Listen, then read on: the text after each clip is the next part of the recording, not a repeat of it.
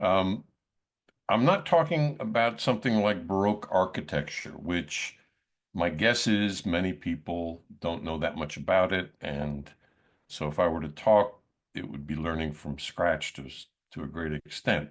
I'm talking about gender and sexuality, about which every one of us has a lot of experience, and most of us have a lot of very firm opinions, which makes the topic for me much more exciting, and I look forward to the discussion. I think we're in a period today in which discussion and more is really vital. There's a lot of renegotiation going on with respect to gender and sexuality, and all over the world, particularly right now in the United States, there's very sharp clashes over many of the questions that I'll be talking about today. So I hope that you will find it both intellectually relevant, but also socially and politically relevant today, right now. So this is a quote from a leading feminist anthropologist. It's now 50 years old, and I'll let you read it, but it expresses some of the utopianism that I think I've felt throughout my research on questions of men and masculinity. I'm going to be focusing today on three concepts and what we could call language leakage. One, masculinity; two, testosterone; and three, fixed and flexible categories. So let's start off on masculinity and maleness. And what I'd like to do is propose that we start undoing the whole field that has supported me for 35 years because it's gotten a little out of hand. These are all terms that I've encountered and that you may have encountered in various academic writings on masculinities. And the idea here seems to be that everything that a man, self-identified or identified by others as a man, does, says, thinks, has to be categorized in some fashion and linked to some form of masculinity. And if you can't find the right adjective, you need to invent a new one. And this is a cottage industry at this point. It's out of control. We pluralized masculinities when we began men and masculinity studies 30, 40 years ago. And this was a big step forward. It's not just one kind.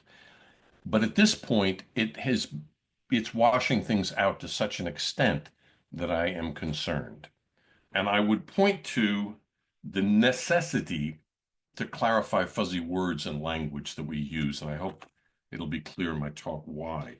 I'm also, in particular, not talking about left wing versus right wing, popular versus scientific ideas, because I think, as you'll see, I quote scientists talking about some things that I think are very problematic with respect to masculinity and men and all that. And I also think that it's not a left-right divide exactly, although some of it falls out that way. So the issue is, why did we go from masculinity to masculinities, pluralize it, and now we have all these neologisms? It's become a generic and obligatory explanation, and we invent new ones all the time. I think masculinity has a place, and I'll talk a little bit at the end about suicide because there are three or four times more men who die by suicide than women. My understanding is this is true of Canada, it's true of Mexico, United States, and worldwide. There are some exceptions, but it's of concern, and it's not being addressed very much as a gendered issue. Some, but not nearly enough. And I would contrast this to the fact that we don't have a similar kind of trait list. We don't walk around today, I hope, and say, oh, she thinks that or she does that. Well, of course, because she's a woman. And I think that our actual labeling of men has an impact, what the philosopher Ian Hacking called dynamic nominalism, that we create the thing that we're naming in the process. And so one of the things I'm looking at is how masculinity is subjectivized. And what are we born into? What kind of ideas, language are we born into? And what is more amenable to change? So maybe there's a natural lifespan for identities of various kinds. And I also, of course, want to note here that it's easier to ignore labels and identity characteristics, perhaps, for certain groups in society than others. But one of the questions I'm trying to get at is what would it mean for masculinity to cease to exist? And would that be a positive development? Is that even just a crazy idea? Of course, we'll have it. And the famous Chilean poet Pablo Neruda once wrote, and just to translate quickly, it turns out that I'm really tired of being a guy, being a man. So let me talk a little bit about the contrast, whoopsie, between masculinities and femininities. Very famously, the feminist poet Adrienne Rich talked about the differences in English of the terms mothering and fathering. Mothering is a lifelong activity, fathering is a quick activity of actually just engendering. And again, I would ask, why is there no trait list that we would find for femininities? If you have feminine intuition, you don't have masculine intuition. We do talk about it a little bit, but by and large, I think we are better able today, anyway, to avoid these. It was not true before second wave, third wave feminism. And let me give you two examples of how some of these issues get problematized, I think, in public policy. One has to do with contraception and the other one with conscription, and obviously with sexuality and aggression. So, in terms of contraception, why are there no new reliable forms of birth control for those who produce sperm? Why have none come on the market? They're biologically possible. There have been studies. You can have implants, plugs, hormonal treatments, and whatnot. One of the ideas is that those who produce sperm are not reliable. They don't really care, which I think flies in the face of reality for the vast majority.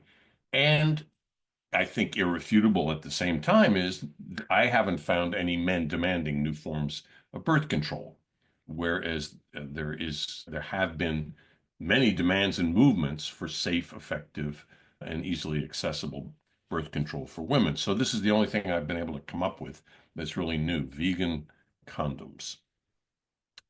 Now, switching to the issue of conscription, you'll see my undocumented twist here. Canada, as far as I know, does not have a conscription of any kind. There's no registration. I may be wrong, but at least Wikipedia, that's what it led me to believe. In the US, that is not the case.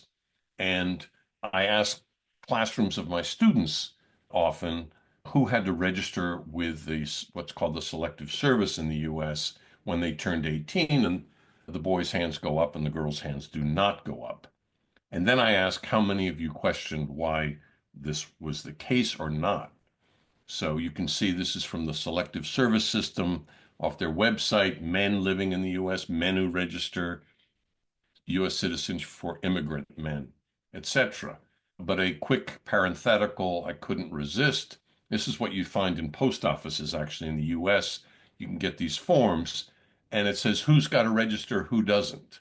And I want you to notice that transgender people, US citizens or immigrants who were born male and have changed their gender to female, yes, they do, but trans men do not. In addition, undocumented immigrants, which I think is fascinating, you literally cross the border illegally and you're expected by law to register with the Selective Service if you meet the other criteria. I did a little work a few years ago with UN peacekeepers on an issue that the UN calls sexual abuse and exploitation, SEA.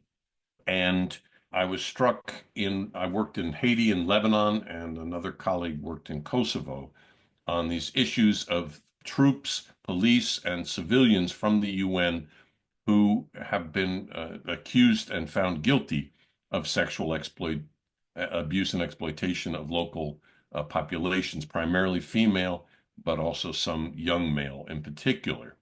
And I was struck by the following by a Chilean police commander. And this is what he told me. And I'll let you guys read it. I won't read it for you. I think it should be clear that what he's talking about when he talks about sex is sex with women on the part of the men. He's not talking about sex with themselves, masturbation. He's not talking about sex among themselves. But I find the biological component of his argument really fascinating and upsetting and dangerous. in a real way. It's male sexual hydrology. Either you have sex or you're going to explode in some fashion. This is why in Haiti, troops after 3 months and at the most after 6 months are sent to the Dominican Republic, right next door, where they can get sex supposedly. And in Lebanon, they're sent to Cyprus with the same idea in mind. So, one of the fascinating ways some of this plays out is also human animal comparisons. And I want to talk about those for a second. First of all, anthropomorphism. There are scholarly articles that talk about hummingbird prostitutes, gang-banging mallard ducks, and baboon harems.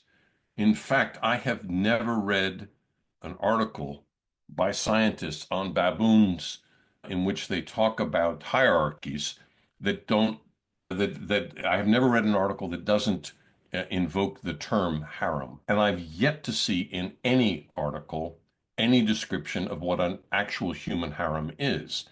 So this is some 14-year-old boy's fantasy of what a harem might constitute. In the case of the hummingbird prostitutes, this is if the male brings a twig to help with the nest to the female, that is considered payment for sex that will then transpire.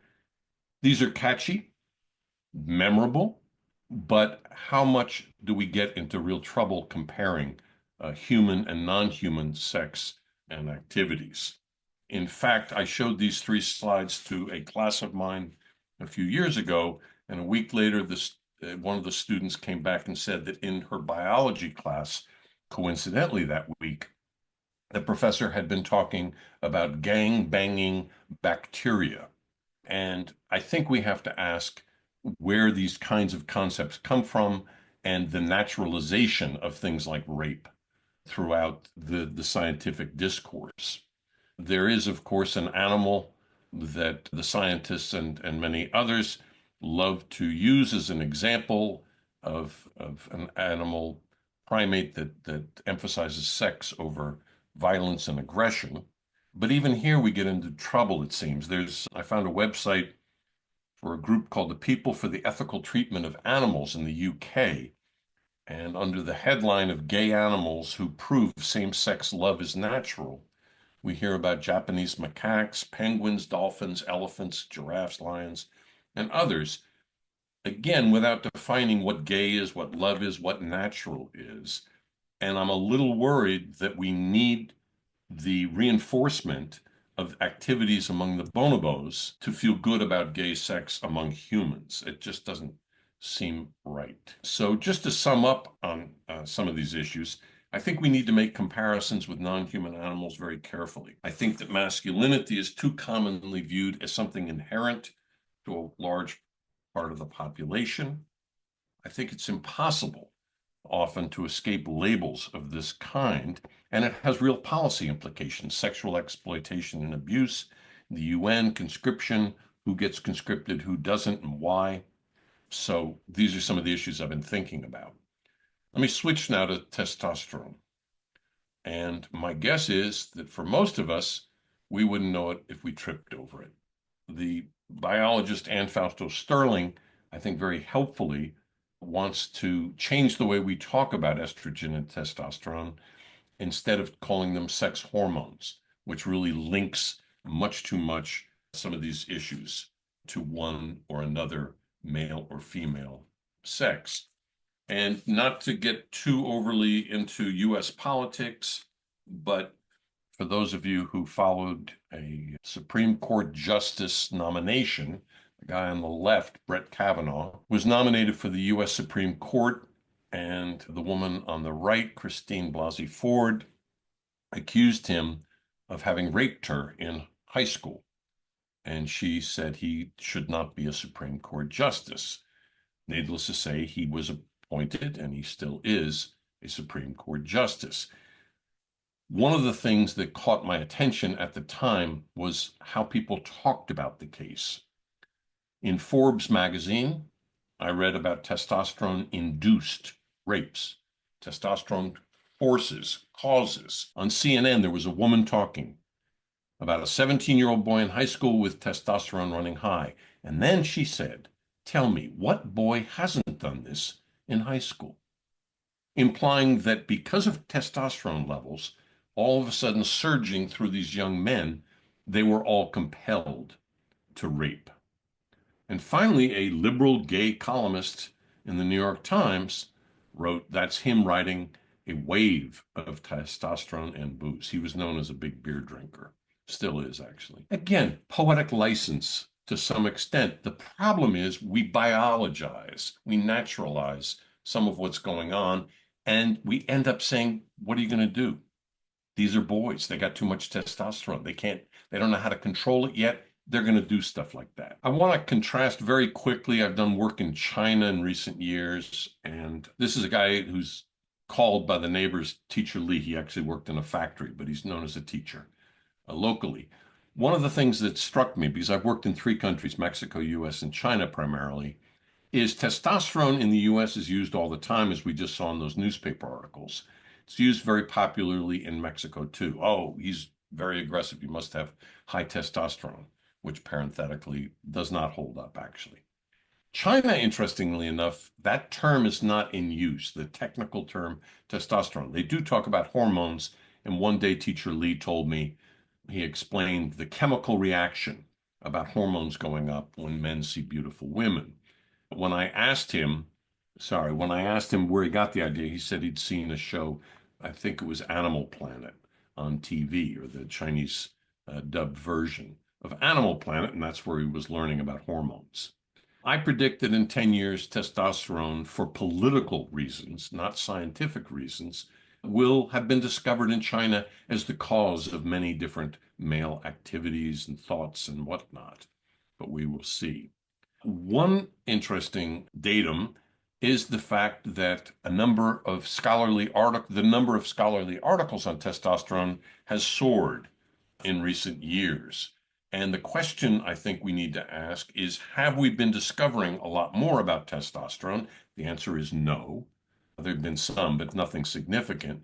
What's changed is the public attitude and the promotion on the part of scientists of ideas that testosterone in and of itself is some kind of magic molecule that will affect the males. And I think this has to do with much more gender and sexuality debates and discussions more broadly in society.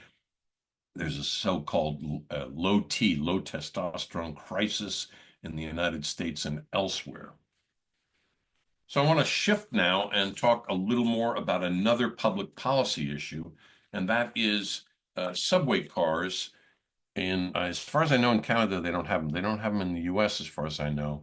But in Mexico City, at rush hour, there are separate cars that are available for women and children. And we find this also in other parts of the world. With the exception of Tokyo, most of the cities are in the global south. And so one issue that needs to be addressed is the problem bigger there, or is it simply being addressed?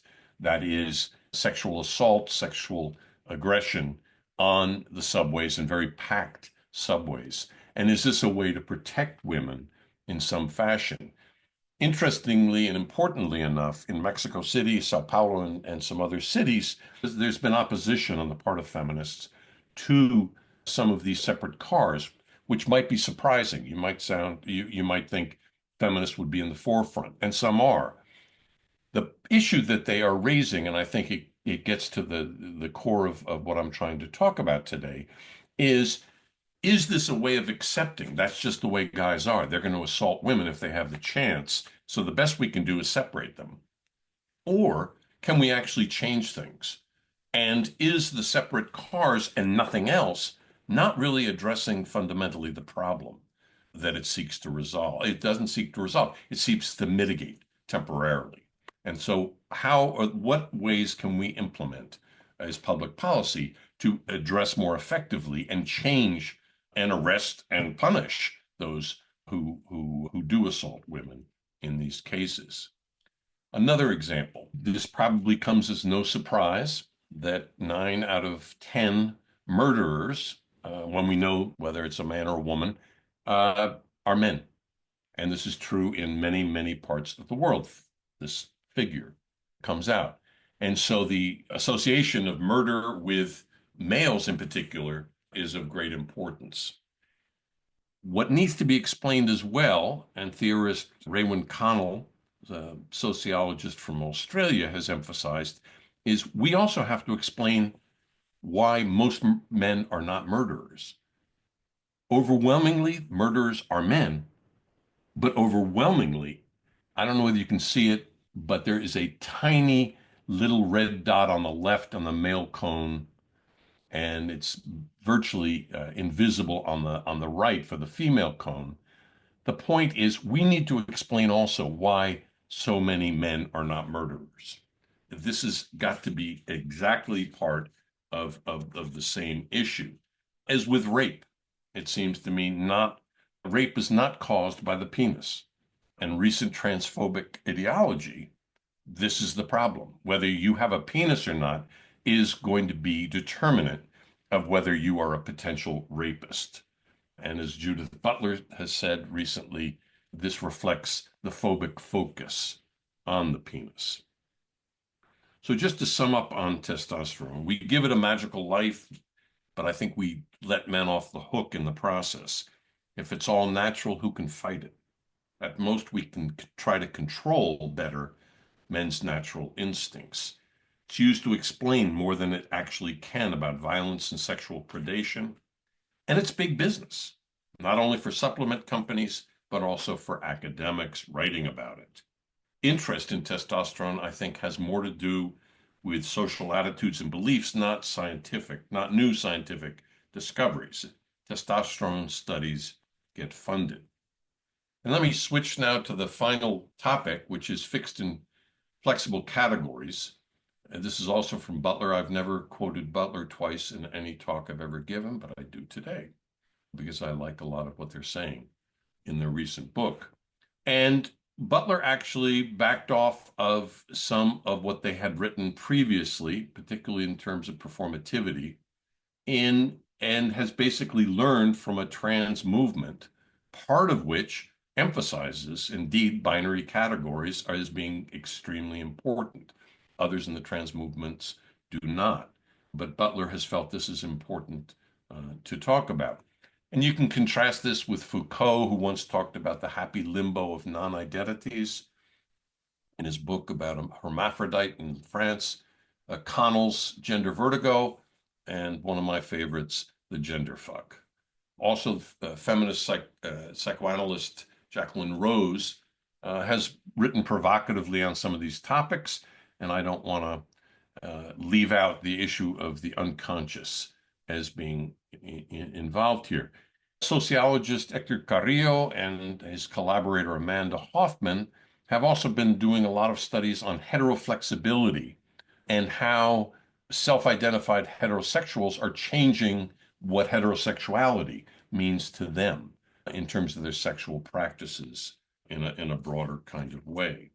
I want to give one of my last examples. It has to do with a slideshow in a biology class in an Ivy League university, and the students shared the slides with me. Probably you've all seen one version or another of these along the way. And this is what the males do. This is what the females do. And whether it's insects or mammals, you're going to find very similar kinds of things.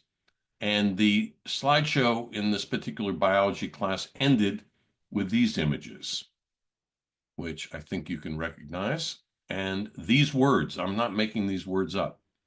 So this is a class of 18-year-olds, let's say. It was an introductory biology class in which there were a lot of people just sort of experimenting and thinking seriously about their own sexualities and trying to understand better their own sexualities and those of others. And they were being told in a series of slides that started with mammals and then went into insects that basically there's not that much difference when it comes down to it in terms of human sexuality, that it's pretty much one and the same. I find this deeply problematic. There's also a lot of talk, and if there's interest, we can discuss it further about continuums with respect to sexuality, with respect to gender. And I thought I'd just mention, with respect to men and masculinity studies, for some reason, Tahitian men are considered at one extreme And urban Latin American men are often described as at the other extreme of the continuum. And again, to go back to Anne Fausto Sterling, in terms of continuums, she finds that secondary sex traits, things like hairiness and whatnot, can be effectively discussed as on a continuum much more than genitals. But the idea of continuum, she thinks, works much better to describe race in the world than sex in the world. And I think this is an important issue to keep in mind. Clearly, in the last few years in the United States, Canada, and elsewhere, there have been effective mass movement challenges to particularly elite white men's sexual predation. And the eternal boys will be boys defense has been critiqued as never before. Impunity has been critiqued. We don't like it, but all we can do is try to limit it. Has more limited purchase these days, although there is a lot of struggle back and forth. And in particular, the hormonally, genetically controlled male sex drives, I think, are coming under attack. I mean, this notion. And let me give you three quick examples. One is pornography, and it's a personal example. I was up for a job in 1996. The year is important, and I was being interviewed, and I was talking to this guy, and he said, "Well, you study gender and sexuality, and clearly a lot of that's cultural, but come on, there's some differences. There's some hardwired differences between men and women. I mean, who watches porn?" 1996. He said, "Men." He said, "There are studies that show visual stimulation is associated with men much more than women. It's a biological factor. So you're going to have some serious differences when it comes to porn." Lo and behold, the internet comes along, and people can watch pornography in their privacy of their own home. Nobody else needs to know anything about it. And it turns out that it had to do with stigma. It did not have to do primarily with visual stimulation or not. This is not to say all women watch porn or any more than all men do, but there's nobody who doubts that the number of women watching pornography since the internet has skyrocketed to a great extent. Political leadership. 150 years ago, the only political leaders who were women were queens by and large. And if you asked anybody, people would say men and women. Well, if women were good political leaders, don't you think they would have emerged as good political leaders somewhere on earth in the last few millennia? They haven't. So that kind of proves it. They're not biologically cut out for it. They have other skills. Today, you couldn't get away with that for obvious reasons. So a basic biological issue or justification could have been raised 100 years ago. It can't be today, but it would have been difficult to argue with the biology 100 years ago. And so we need to be on the lookout for what else could be happening now. Similarly, alcohol use and abuse. The patterns have changed dramatically in terms of women's alcohol use and abuse, not so much with guys. At the same time, as I mentioned at the beginning, one example that I'm working on now that I think shows the necessity of continuing to think about men and masculinity as a separate category has to do with suicide. The risk is 4 times higher for men than women in terms of dying, although more women try to commit suicide. These are some of the numbers in the US in 23. Suicide rates have risen for younger men in particular, but also for younger women, just not as much. And rates are higher, and this is interesting, among white American Indian and Alaska Native, and lower among African American generally, although youth it's a little different, and Latino. And so one of the highest rates you find among white, middle class, retired men. And it's a fascinating kind of issue. And it has to do, I think, with issues of masculinity. So this is just to show some numbers from veterans. This is a big group. The numbers are actually, they're probably higher than this now. And then I found these statistics from Canada, which also bear out the much higher number of men than women. What do we got? Almost 20 compared to 5.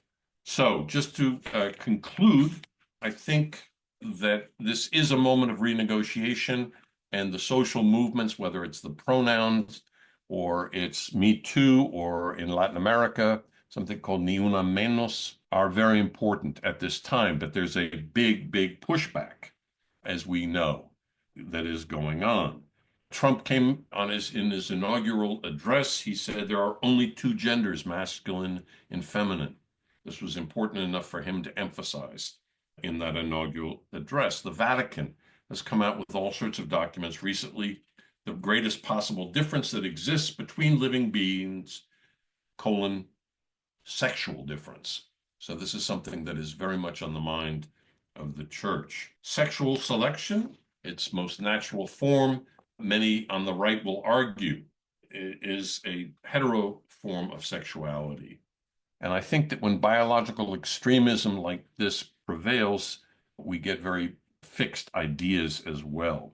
But as I am trying to get across here, I think anatomy is not destiny. It counts, but the issue is how and when. Language fuzziness is not helped by reference to innate biological qualities. And I think that we don't need to pathologize male bodies any more than we already have.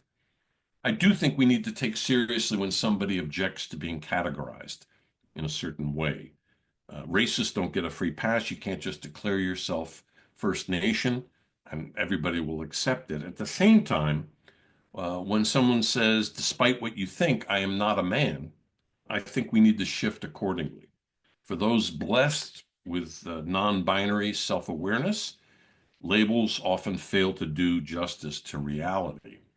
For those who live subjective and political life in a more binary fashion, as men or women, for instance, if our future is less binary, less gendered, and more degendered, it's going to be thanks, I think, in part, in good measure, to those who are challenging these binary labels today.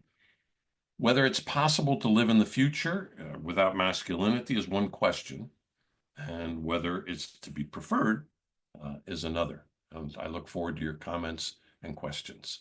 Thank you. And just because it may be of interest, I'm going to put this back up. Thank So, you so much, Matthew. all right, how are we doing on time? We are at 11:10. If you're not, How do I? if you don't have a hard stop at 11:20, we can keep going as long as there are questions. Yeah, I'm just trying to see how I can get everybody's face up. I'll just end the show if that's okay. That's great.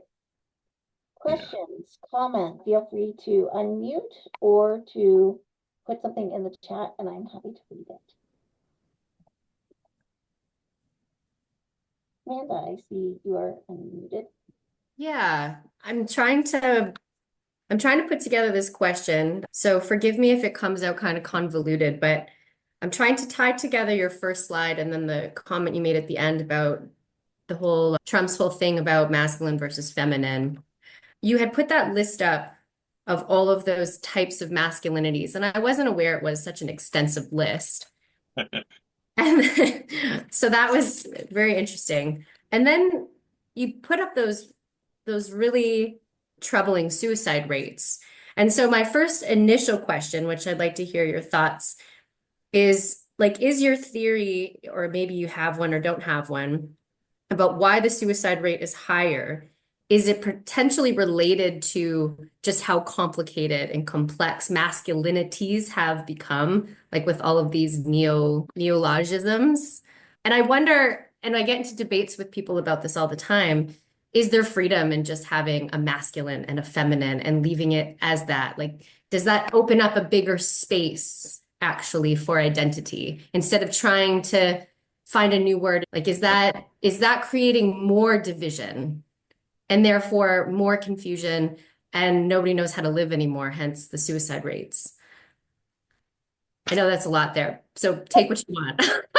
No, those are great. And to tell you the truth, I'll be perfectly honest. These are things I'm trying to figure out. I don't have a magic answer. I started the suicide studies.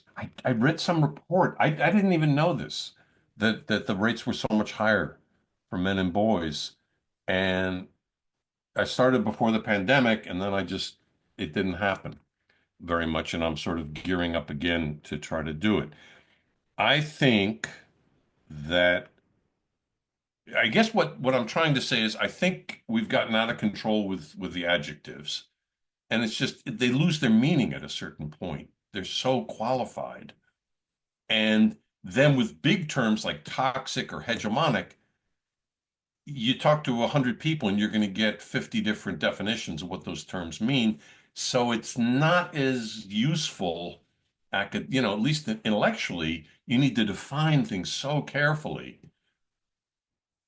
But beyond that, I think that the inescapability of being male, in other words, you're not a person, you're a male to a greater extent than we find today, at least in feminist circles, with regard to women.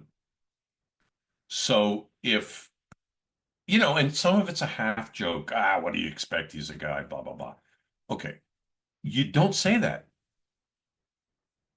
And it's good we don't say that nearly as much as used to be the case with regard to women. So what is it about, why is it so easy to toss off, well, he's this kind of man or that kind of man? That's what concerns me.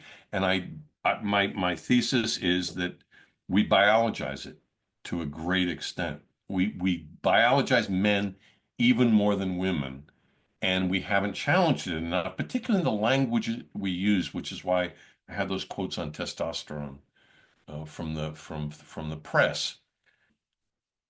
That said, there are instances like suicide where clearly, I mean, there was a study in a annual review of sociology quoted a study, this was a few years ago, that of the 30,000 articles on suicide in recent years, 400 of them were in sociology, and I'm guessing many fewer in anthropology.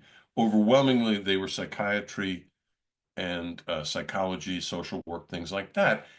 And what they were doing was saying individual depression is the cause of suicide and really missing the social factors. There's good studies in the social sciences, but there's not nearly enough, and they're not nearly impactful enough. And I think that to me, the gold standard example is precisely men and masculinity. It's very common figures all over the world.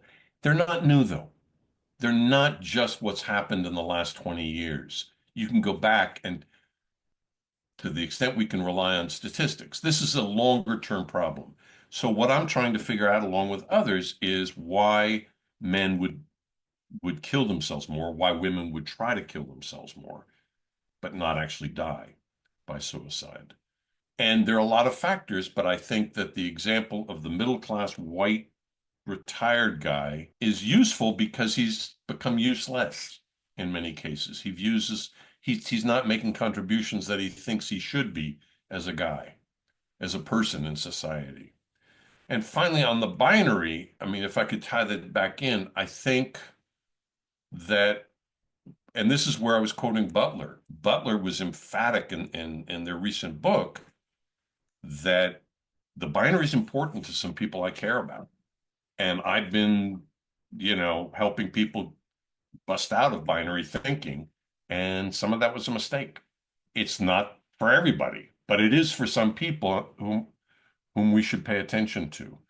And so that's where it's getting even more exciting, it seems to me, in some of the debates, because you got the Vatican and Trump on the one hand, you don't want to align yourself there. On the other hand, you know, are they saying the same thing or exactly what's going on? And I don't have brilliant answers, but I think that it has opened up the gender binary debate in a much bigger way. Some of the recent trends in trans politics and writings and whatnot. I hope that answers some of the or speaks to some of the stuff. If nobody has any comments, tell me about your work. Oh, yeah.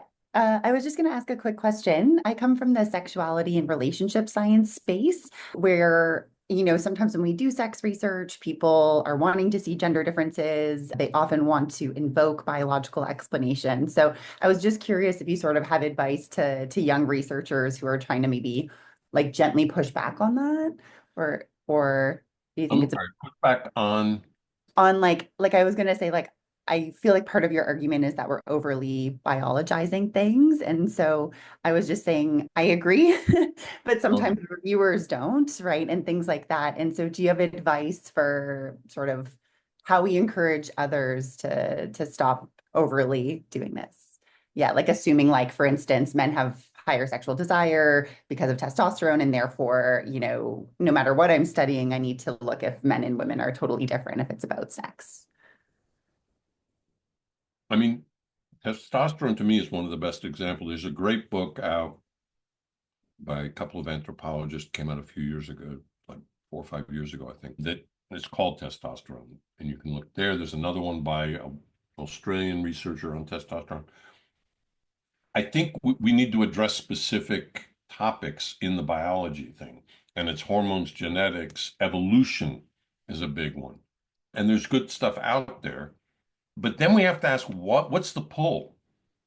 I mean, why are people attracted? And I think it's easy. It's easy.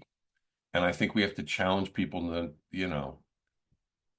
not let everybody off the hook and just sort of say, what are you going to do? It's pre-programmed. Thank you. Yeah, and thanks for the great talk. But I mean, we need more discussion, I think, in publications and all this from various angles. Anyway, thank you. Something. One of the things that I see in a lot of my work with young men is how deeply entrenched masculinity is in establishing young male hierarchies, and the bullying and the profound aggression if people don't perform masculinity.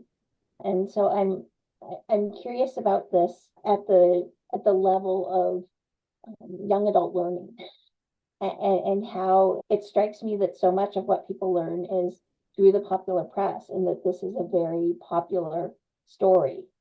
So I'm curious how you think about what, if anything, might work to help young people be able to see a wider range of possibilities for what it means to be male.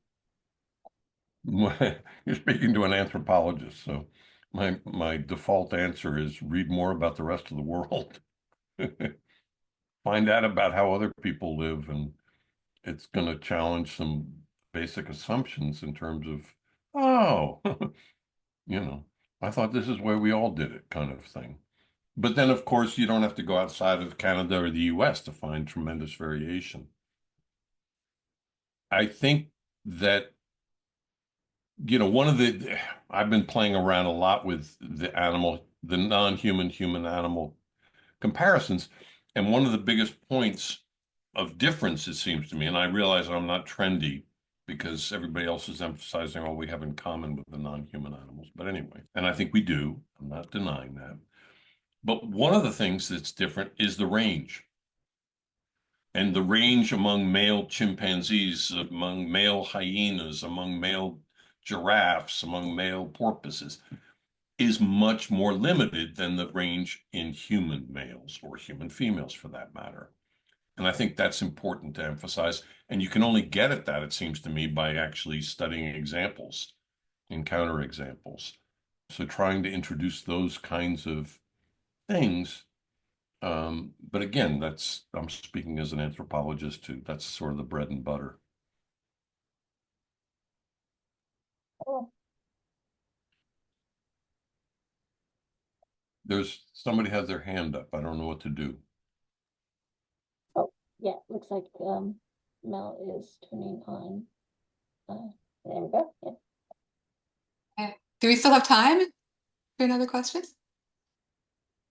I got time. I don't know about you guys. Yeah, if you have time, that's great. A couple parts of your presentation that really caught my attention were the kind of more, so full disclosure, sociologist over here, and the kind of Foucauldian postmodernist analysis. And then when you also later spoke about kind of like suicide rates. So some of the research that I'm just getting into, and like early career researcher is like too ambitious even to describe what I'm doing. But I'm hoping to sort of look at the ways that, per the sort of Cynthia Miller Idris thesis, if anybody has read that, and I don't know if you've gotten into some of the analysis regarding the mainstreaming of the far right, the appeal to masculinity. Within Miller Idris's thesis, she speaks lots about how the internet is a huge component of what we're seeing here, and that some of those kind of postmodern analyses regarding the powers of images, the powers of memes, the power of reinforcing masculinity through really, really quick, very, very nuanced subtleties that appeal to actually almost the antithesis of what you're suggesting, that within this more kind of, I guess from a Durkheimian perspective, one would sort of call it sort of like mechanical solidarity, like trying to remain as centripetal, trying to reduce the range of expressions of gender, trying to make sure that like we preserve communities through strong expressions of hegemonic gender. You know, per Connell, perhaps, who you also mentioned. When those subtleties are in place, when there's a lot of image-based appeals, from an anthropological perspective, like I totally 100% agree that like the contact hypothesis approach is really appropriate because we see that that works time and again. Where the internet is involved, have you ever come across anything that would suggest how we can sort of invoke that contact? You know, it's ironic, of course, because the capacity to read and learn online, you would think is like somebody can see a meme and think, oh no, like what am I being exposed to? You would think that the next thing to do would be, oh, I can quickly just go, I can go fact check this, I can cross-reference this, I can kind of maybe go read and compare ideas. But we're seeing that that's actually happening less, and polarization is taking the place there. And that polarization is happening within kind of like the gendered realm. You know, we've got trad wives, we've got mixed martial arts fighters, hypermasculinity throughout various different nations. Have you ever seen anything that speaks to how we can kind of combat this specifically online, perhaps from that anthropological perspective? Nothing comes to mind offhand, which is unfortunate. That's what I mean, like it's very novel, of course, so Yeah. that's fine to me. It's also not, I mean, my students get into this a lot more than I do, so I would have to ask them. They'd be better informed. No, I mean, I don't even know what a social movement online looks like right now, but it seems to me that that's what I would like to figure out because I don't think this is all going to be settled intellectually or, just sort of the some perfect argument's going to, turn the tide. I think it actually has to be, I mean, I come from the 60s, people in the streets, but at this point, it's not just the streets, but it's, the internet. And I don't know how that comes about exactly because it is so acephalous, but yeah, please let me know when you figure it out. If I find anything good, I'll be in touch and like, Please do. yeah. Thank you for the excellent presentation, by the way. Thank you. Thank you so much for joining us, and thank you everyone for coming. Thanks very much again. Thank you. All right. Take care. Bye. Bye.